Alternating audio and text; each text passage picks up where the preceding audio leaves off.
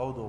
But ಈಗ ನಡೀತಾ ಇರುವಂಥ ಈ ಇಶ್ಯೂಗೆ ಸಂಬಂಧಪಟ್ಟಂಗೆ ಕಾಂಗ್ರೆಸ್ ವರ್ಸಸ್ JDS ನಡೀತಾ ಇತ್ತಲ್ಲ, BJP ಅವ್ರದ್ದು ಏನೋ ಪಾತ್ರ ಇದರಲ್ಲಿ BJP-ಯವರೇ ತಾನೇ ಇದನ್ನ ಈಚೆ ತಂದಿರೋರು.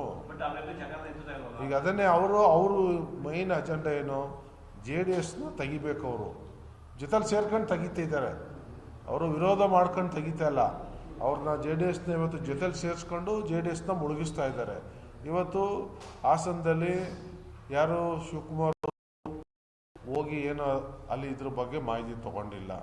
ಶಿವಕುಮಾರ್ ಅವರು ನೀವು ನೋಡ್ತಾ ಇದ್ರಿ, ಕಾಲಕ್ಕೆ ಚಕ್ರ ಕೊಟ್ಕೊಂಡು ಪ್ರಚಾರದಲ್ಲೇ ಇದ್ರು. ಅವರು ಒಂದು ತಿಂಗಳು, ಒಂದು 40 ದಿವಸದಿಂದ ಚುನಾವಣಾ ಪ್ರಚಾರದಲ್ಲಿ ಪುರ್ಸತ್ತಿಲ್ದಂಗೆ ಅವ್ರು ಪ್ರಚಾರದಲ್ಲಿದ್ದರು. ಇದು ನೀವೆಲ್ಲ ಗಮನಿಸಿದ್ದೀರಿ.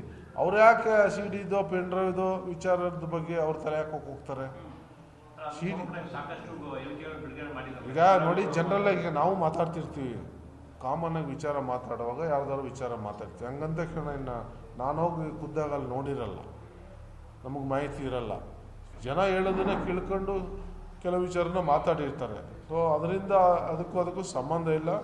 ಇದು ನಿಜವಾಗಿ ದೇವರಾಜೇಗೌಡ ಯಾರು BJP ಮುಖಂಡ ಅಲ್ವಾ? ಇಶ್ಯೂ ಬಂದಿದ್ದೆ ದೇವರಾಜೇಗೌಡನಿಂದಲ್ವಾ ಫಸ್ಟು? ಅದನ್ನು ಹಾಸನದ ಎಲ್ಲ BJP-ಯ ಪ್ರಮುಖರೇ ಸೇರಿಕೊಂಡು ಇವತ್ತು ಹೊರಗೆ ತಂದಿರುವಂಥದ್ದು. ಇದರಲ್ಲಿ ಯಾವುದೇ ಅನುಮಾನ ಇಲ್ಲ. ಯಾವುದೇ ಕಾಂಗ್ರೆಸ್ ಪಕ್ಷದವ್ರ ಮುಖಂಡರಾಗಲಿ ಸರ್ಕಾರದವರಾಗಲಿ ಇದಕ್ಕೆ ಭಾಗಿಯಾಗಿಲ್ಲ. ಈಗ ಮುಂದಿನ ದಿನಗಳಲ್ಲಿ ಅಧಿಕೃತ ಕಾಂಗ್ರೆಸ್ ಪಕ್ಷ ಈಗ ವಿರೋಧ ಪಕ್ಷದವರಿಗೆ ಕೆಲಸ ಮಾಡ್ತಿದ್ದಾರೆ, ಸ್ಟ್ರೈಕ್ ಇನ್ನೊಂದೆಲ್ಲ ತಮ್ಮ ಪಕ್ಷದ ನಿಲುವೇನು ಇರ್ತದೆ ವಿಚಾರದಲ್ಲಿ? ಯಾವ ವಿಚಾರ? ಈ ಸ್ಟ್ರೈಕ್ ವಿಚಾರದಲ್ಲಿ ಈಗ JDS ಅವರು ಇವತ್ತು ಬೀದಿಗಿಳಿದು ಪ್ರತಿಭಟನೆ ಮಾಡ್ತಿದ್ದಾರೆ. ನಾನು ಅದೇ ಕೇಳ್ತಾ ಇದ್ದೀನಿ, ಯಾವ ಪುರುಷಾರ್ಥಕ್ಕೆ ಸ್ಟ್ರೈಕ್ ಮಾಡ್ತಾ ಇದ್ದೀರಪ್ಪ?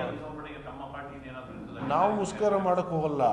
ಯಾರೋ ತಿಳುವಳಿಕೆ ಇಲ್ದವರು ಮುಷ್ಕರ ಮಾಡ್ತಾವ್ರೆ ಅಂದರೆ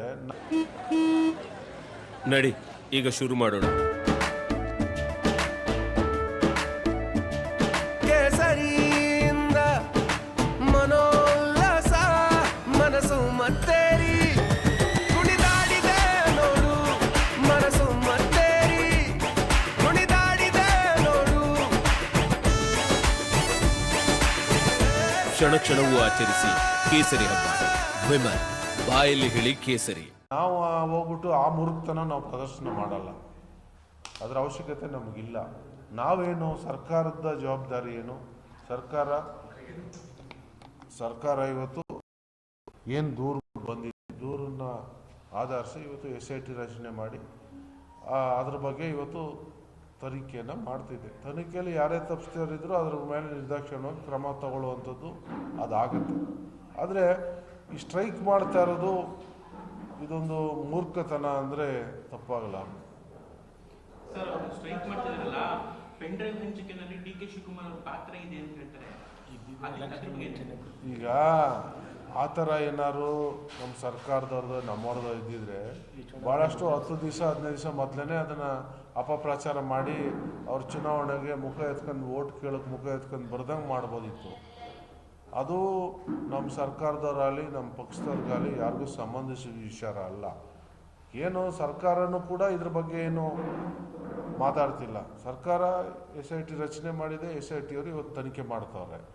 ಅದು SIT-ಗೆ ಬಿಟ್ಟು ವಿಚಾರ. ತನಿಖೆ ಮಾಡೋದು, ಅದಕ್ಕೆ ನ್ಯಾಯ ಕೊಡಿಸುವಂಥದ್ದು ಅದಾಗುತ್ತೆ. ತನಿಖೆಗೆ ಸಹಕರಿಸಬೇಕು. ಅದು ಬಿಟ್ಟು ಇವರು ಸ್ಟ್ರೈಕ್ ಮಾಡ್ತೀವಿ ಅಂದ್ಬಿಟ್ಟು ದಿಕ್ಕು ತಪ್ಪಿಸಕ್ಕೆ ಹೋಗೋದು, CBI ಕೊಡಿ ಅನ್ನೋವಂಥದ್ದು. ತನಿಖೆನೇ ಆಗಲಿಲ್ಲ ಇಲ್ಲಿ. ತನಿಖೆ ಆಗಿ ನ್ಯಾಯ ಸಿಗದಿದ್ರೆ CBI ಇನ್ನೊಂದು ಕೊಡುವಂಥದ್ದು.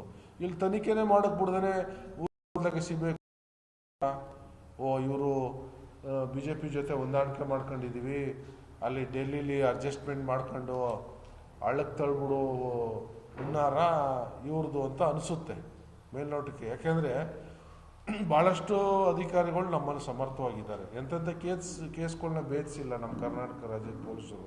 CBI ಸಂಸ್ಥೆ ವಿಚಾರದಲ್ಲಿ ಹಿಂದೆ ಮುಖ್ಯಮಂತ್ರಿಗಳಿದ್ದಂಥ ಕುಮಾರಸ್ವಾಮಿ ಅವರು ಟೀಕೆ ಮಾಡಿದಂಥ ಒಂದು ಕಾಲ ಇತ್ತು.